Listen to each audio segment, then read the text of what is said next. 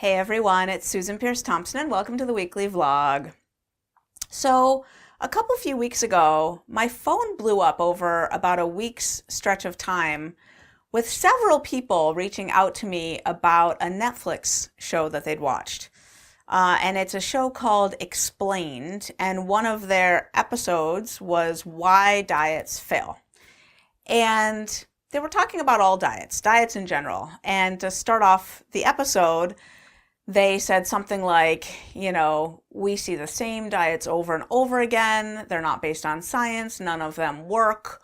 Why do diets fail? And in that intro, they panned across, I guess it was like a bookshelf of maybe just Barnes and Noble or something like that, and it had all these diet books on it. And Bright Line Eating was one of the books that was facing out. You know how there's all these books that you can just see the spine, but then they have a few books that are facing out so you can see the whole book cover.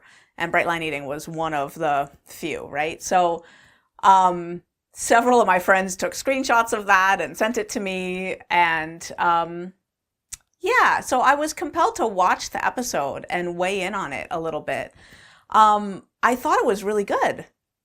And it kind of stopped short at the point of like explaining the problem. I mean, they got the problem really right, I think. They outlined that, look, there's really good science showing that it doesn't matter whether you do low carb or low fat, you lose the same amount of weight, which is to say not much. You're probably going to gain it back. There's a genetic component to your weight, but that's certainly not the whole thing because, frankly, our genes have not changed much in the last 50 years, but our weight has, right? It's not a genetic issue fundamentally, it's an environmental issue. Our food environment is crapola.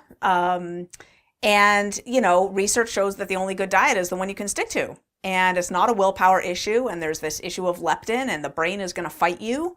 You lose some weight and your metabolism's going to shift and leptin levels are going to lower and you're going to, basically be put into a state of regaining the weight. Look at The Biggest Loser. I mean, it's stuff that I've said and that anybody who's looking at the data with a square eye should be saying. So I thought it was great. And at the end of the episode, what they said was, don't count calories. Find a reasonable diet that you feel you can stick to, made up of whole real foods, and watch your, calories in, calories out, and be reasonable about it.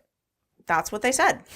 And I thought, well, yeah, if we could do that, that would be awesome. That would be awesome. And, I know the person at the end who was making those recommendations. She's amazing. She's a professor at NYU. She's interviewed in all kinds of these food documentaries. She's lovely. Has she ever struggled with her weight? I don't think so. Where's she on the susceptibility scale? I don't know. I would guess 3 or 4. I don't know, right? Knowing a lot about the science of why diets fail is not the same as understanding what it takes to make it work, especially if you have a brain that's highly susceptible to food addiction. So, what I would have loved to have seen in that episode is taking it a little step further and saying, okay, given this, let's look around the world for the rare few who are really succeeding. And let's look at what they're doing. This is what James Hill and Rena Wing from the National Weight Control Registry did. They said, let's look for people who are really succeeding at losing weight. And they've been publishing papers on this registry that they've got. They don't have that many people in it for how long they've been collecting names. But they've published things like, okay, people who've lost weight and kept it off, they don't make exceptions to their food plan. It doesn't matter if it's a holiday. They stick to their food plan.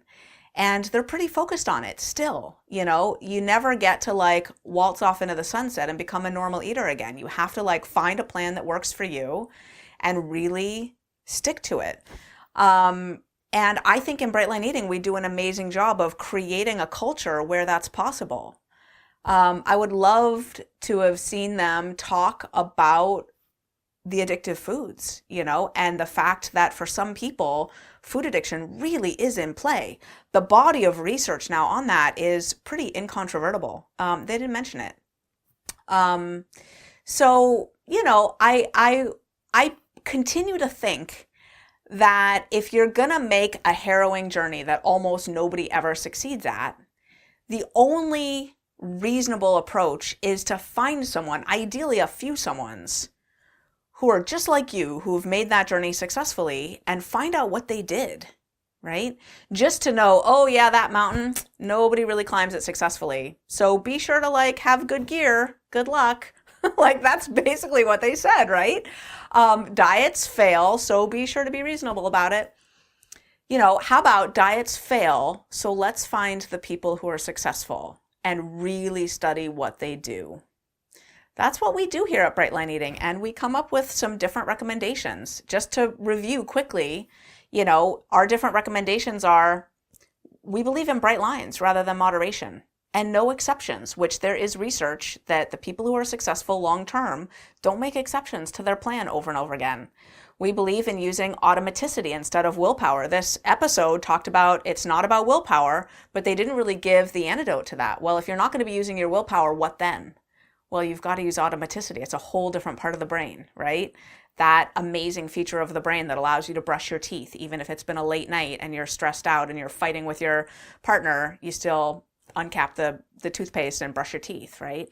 That is the part of the brain that you want in charge of eating your healthy meals. Whether you're stressed, whether you're happy, it doesn't matter. The food goes, you know, on the plate is on the scale. You sit down and you eat your meal, weighed and measured, you know. So, yeah, and because of the automaticity thing, we recommend not exercising at the beginning so that you have the bandwidth to set up the kind of automaticity that's going to serve you for the rest of your life.